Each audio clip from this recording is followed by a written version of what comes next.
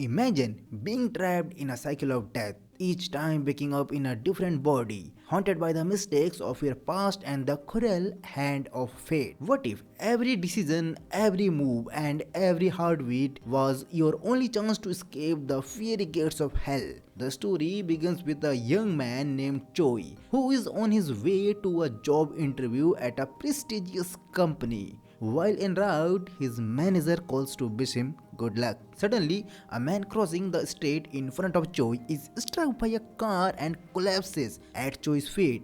Choi does everything he can to save the man, but the man dies in his arms. This traumatic event shakes Choi to his core, leaving him unable to answer even the simplest questions during his interview. Friends thinks, what if a person die in your arms? Exactly happens with Choi. Unsurprisingly, he doesn't get the job. For the next 7 years, Choi struggles to make ends meet. He takes on various jobs, sometimes working as a laborer, other times as a waiter or a taxi driver, just to pay off his debts. Meanwhile, his friends settle into good jobs and happy families. Despite sending out countless resumes, Choi can't land a stable, well-paying job. Years pass with no improvement in Choi's life. One day he is invited to interview at the same company he had applied to 7 years earlier. During the interview, the manager is impressed by Choi's resilience and hard work over the years. Despite his unsteady employment history, Choi feels that his luck might finally change. However, he soon discovers that the investment company he trusted with his saving has gone bankrupt and he has lost all his money. Oh my god. Enraged, he storms to the investor's house and bangs on the door. But finally, neighbors call the police, making Choi's situation even worse. Nothing seems to go right for Choi, feeling completely demotivated, but the story doesn't end here. He visits his fiancée Jenny's house. There, he sees Jenny stepping out of another man's expensive car. Sensing his Jenny offers him money to help, but Choi, our brave man, angrily refuses, saying, "Forget about me. I don't want you wasting your life with a loser." When Choi returns home, he finds all his belongings thrown outside. The landlord has evicted him for not paying rent. The next morning, he receives a message from the company informing him that he wasn't selected for the job. This has to happen. Devastated, Choi is consumed by thoughts of hopelessness and despair. Overwhelmed by anger and frustration, Choi climbs to the rooftop of a building. He reflects on how his life has spiraled downward since the day the man died in his arms. With nothing left to lose, Choi steps off the edge and everything goes dark. When Choi regains consciousness, he finds himself blindfolded. Removing the blindfold, he realizes he is on an airplane. He looks at a monitor and is shocked to see a stranger's face staring back at him. It's his reflection. He is now in another person's body. Oh my god, what happened to me? A young woman approaches and begins reading aloud what seems to be his final letter.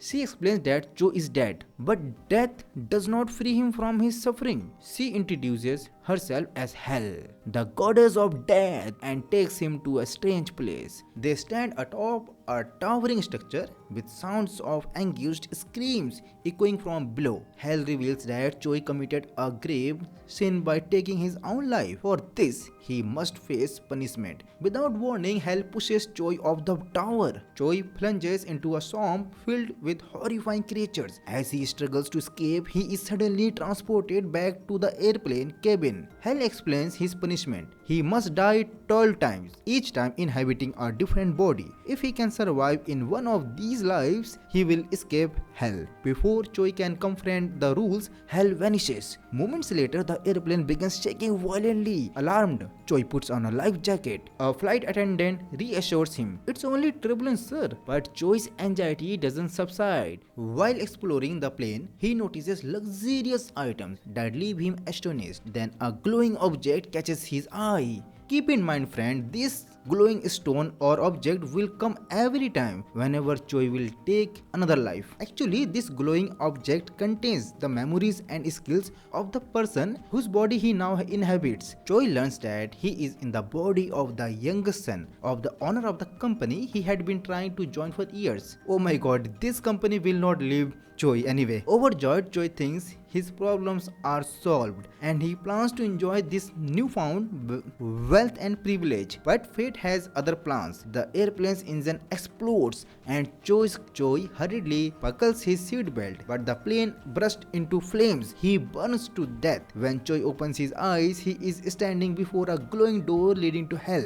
Hell sits nearby, loading bullets into a gun. She prepares to send him into another body. Confused and frightened, Choi asks, if I have to die such horrible deaths each time, how can I possibly survive? But Hell laughs and responds, that's your problem, man, not mine. She then takes Choi on a tour of hell, where fire and the tormented screams of souls surround them. Hell explains that Choi's biggest mistake was ending his own life. Now he must endure the punishment. Hell shoots Choi, and he finds himself falling from the sky. That glowing stone enters his mind again, and he realizes he is now in the body of a stunt performer. The man is mid-air, performing a dangerous jump without a parachute. If Choi survives this ordeal, he will earn a fortune. Choi thinks he can handle the stunts this time, but things doesn't go as planned. Instead of landing in the safety net, he collides with a distant object and dies instantly. His eyes open again at the gates of hell. Frustrated and angry, Choi exclaims that he is never given a real chance to save his life, and he says, in my real life,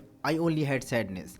I was born poor, never got a good job, and my fiancée left me. Saying this, Choi started shouting. But anyway, Hell, the goddess of death, ignored him, calmly loading her gun. At that time, Choi was thinking like that, oh sure, goddess of death, very helpful you are. Maybe next time you can shoot me into someone rich who doesn't need therapy.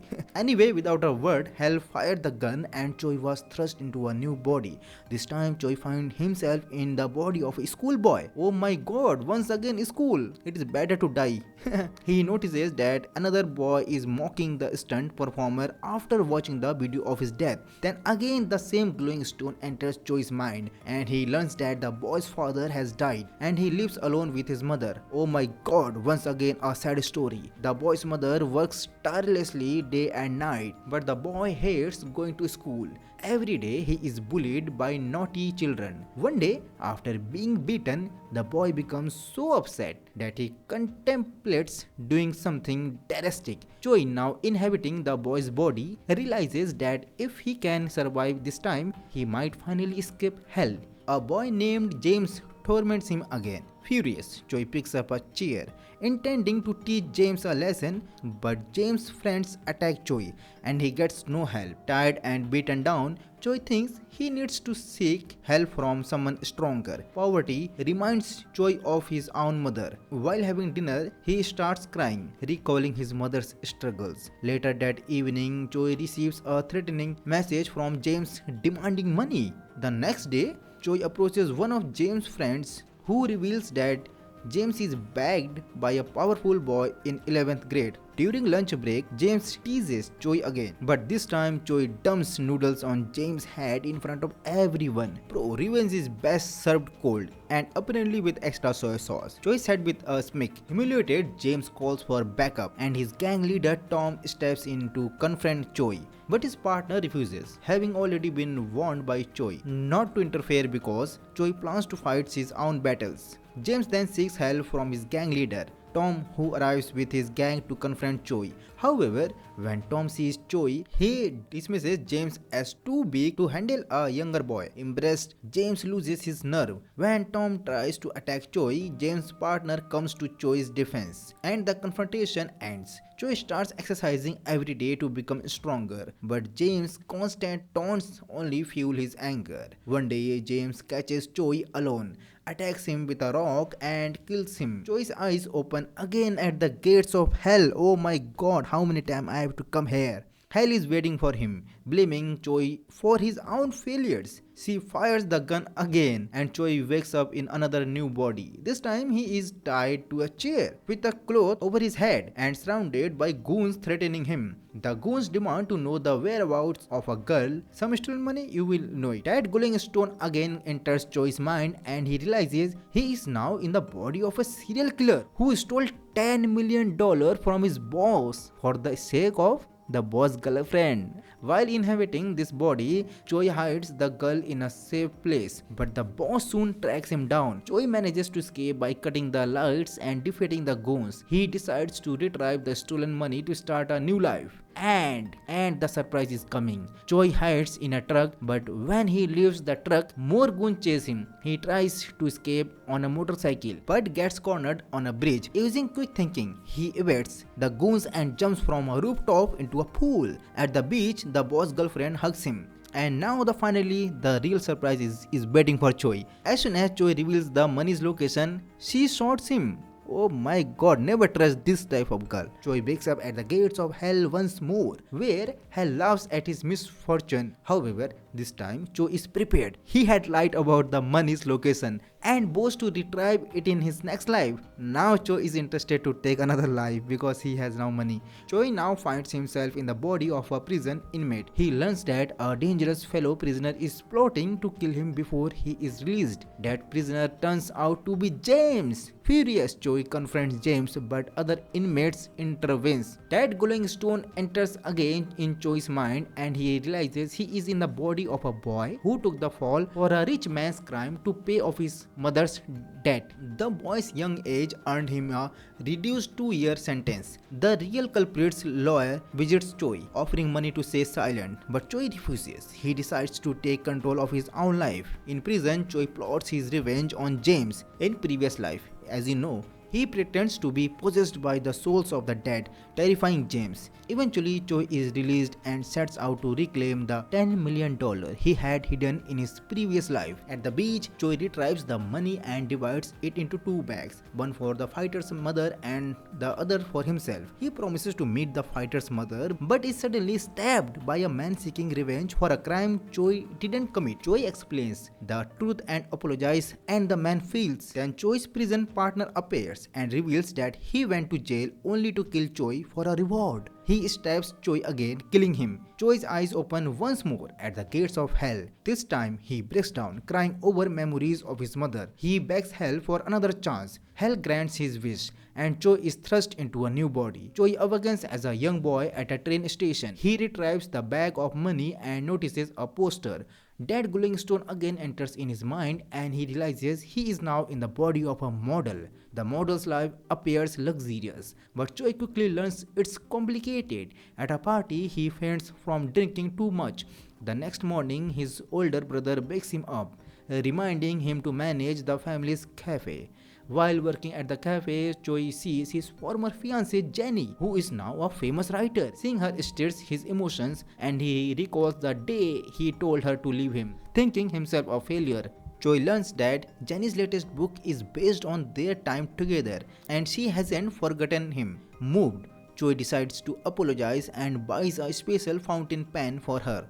But when the time comes, he lacks the courage to give it to her. At the book launch party, Choi finally confesses his love to Jenny, promising never to leave her again. However, the same man who ruined Choi's life arrives and attempts to kill Jenny, brutally murdering Choi in the process. Choi's eyes opens once again at the gates of hell. He realizes this man is responsible for his repeated deaths. Enraged, Choi boasts to take revenge. Hell tells him, if you want to defeat your enemy, you must fight this battle yourself. Filled with determination, Choi resolves to take control of his fate. This is where the story ends. Friends, when the second part is released, we will bring it to you. So I hope you like this movie. Please do tell us in the comments box. And see you in the next movie. Till then, bye bye, take care.